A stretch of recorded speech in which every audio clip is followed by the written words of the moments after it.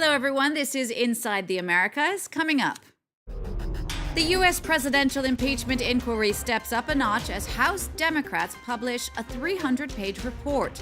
They say they have overwhelming evidence Donald Trump abused his powers by asking Ukraine to investigate a political rival.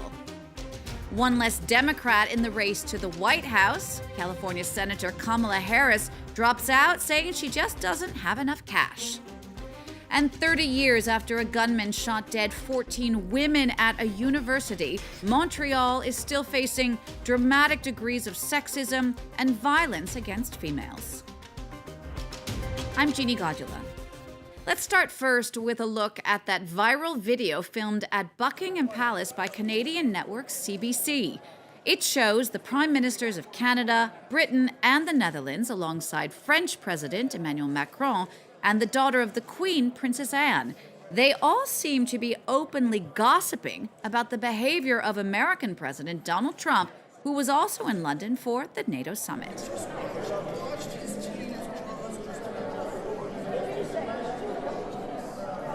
Trump's impromptu long press conference on his arrival seemed to have prompted the high-level mockery that at this taping had been seen more than 4 million times. Well, that comes as the U.S. president is also facing some rough times at home. The impeachment inquiry against him turned up a notch this week. The House Intelligence Committee published a 300-page report accusing the president of subverting national security by pressuring Ukraine for dirt on Democratic election rival Joe Biden. Claire Rush reports. Overwhelming evidence of misconduct. The claims of a key report released by the House Intelligence Committee as part of its impeachment inquiry into U.S. President Donald Trump.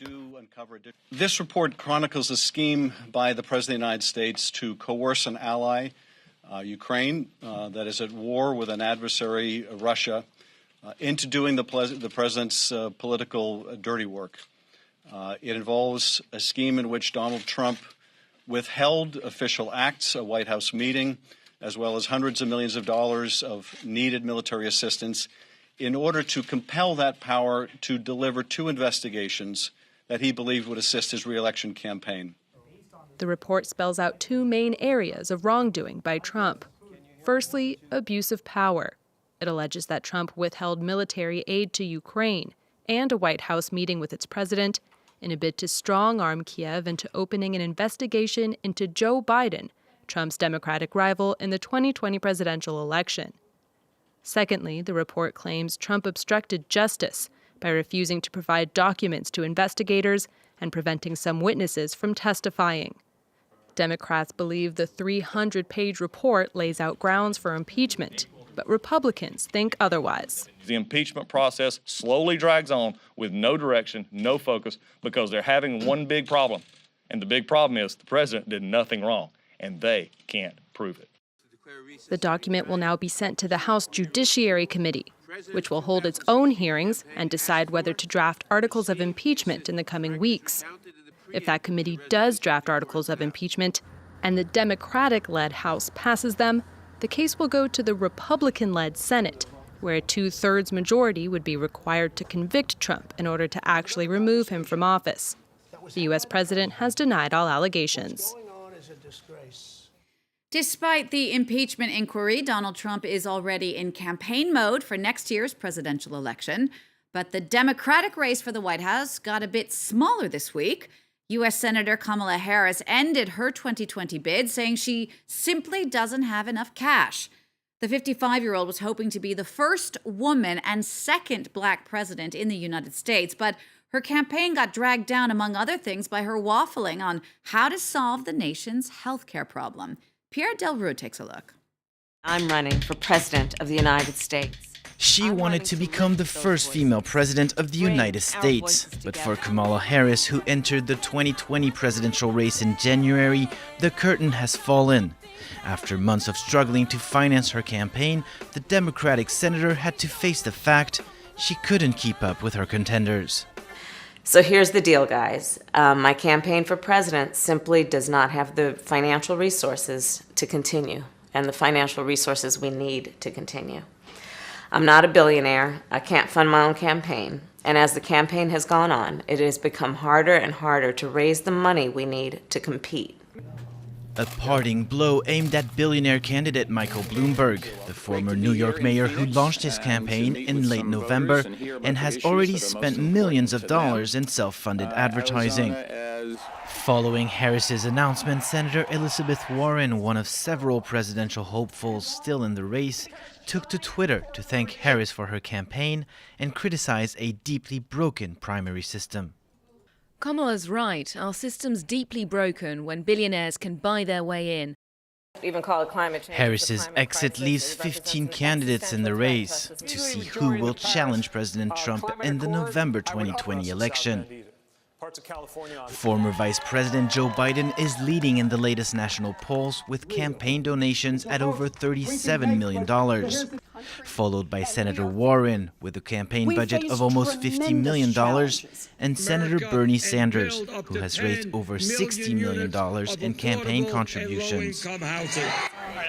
At 55 years old, Senator Harris's implication in national politics is far from over, as she's vowed to continue her work in the Senate to impeach and remove Donald Trump from the White House.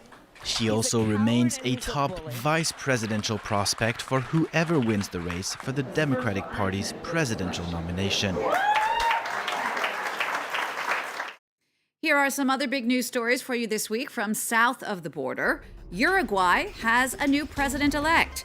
That's center-right candidate Luis Lacalle Pou, who won the election after his rival conceded. The business-friendly conservative will take power next March at the head of a right-wing coalition of 5 different parties. His win bringing an end to 15 years of leftist rule. Last weekend, a gun battle in Mexico left 23 people dead. Now that's brought new fears that drug cartels are taking over, particularly in the north. Mexico's president has said he wants to fight drug cartels with, quote, hugs, not bullets. But the new violence has some communities demanding a more forceful strategy to prevent the cartels from reimposing a reign of terror. And American actor Leonardo DiCaprio has responded to accusations that he's partly responsible for deadly fires in Brazil. Conservative Brazilian President Jair Bolsonaro made that claim this week, saying an NGO that the actor helps finance contributed to the fires in the Amazon earlier this year. DiCaprio answered on Instagram, refuting Bolsonaro's accusations while maintaining his support to the Brazilians working to save the forest. Several NGOs have been critical of Bolsonaro's push to develop the world's largest tropical rainforest.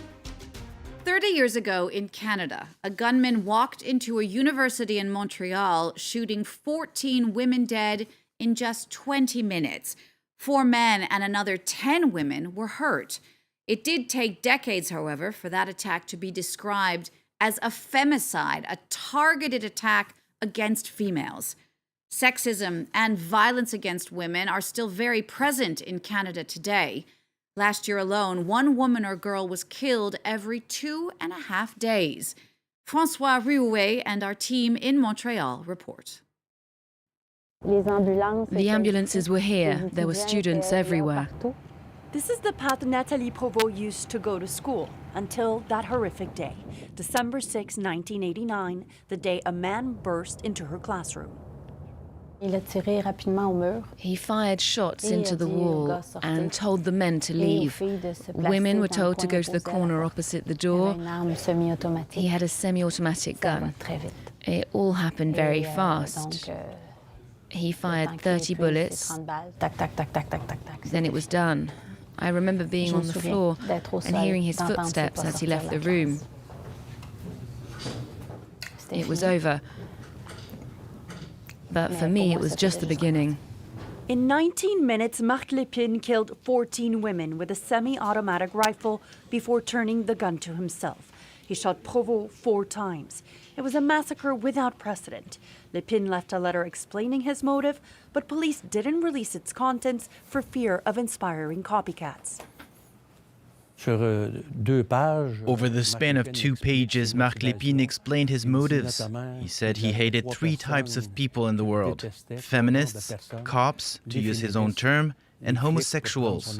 We wanted to avoid such events from happening again. The role of the police is to save lives. That was our motivation. In 1999, a memorial park was inaugurated, but 30 years would pass before the word anti-feminist was mentioned on the plaque. At first, what was written on the plaque was much more general. Now it's well noted that what happened on December the 9th, 1989 was a femicide. In society, we talked a lot about him being a crazy shooter and a mentally ill man. And he certainly was, maybe because it was easier to see it as an isolated act and not a reflection of what was happening in society. Monique Simard was on Le Pen's kill list. To this day, she says there is systemic violence against women, even in schools. We're talking about Quebec, a Western society that many would say has evolved significantly in a short period of time, but it's still there, to the point that a charter had to be adopted to stop women from being sexually harassed on university campuses. In memory of the Polytechnique victims, just like every 6th of December, 14 beacons of light will shine on the Montreal sky. That's all the time we have for today's show. Thank you so much for watching. We'll see you again next week for a new Inside the Americas.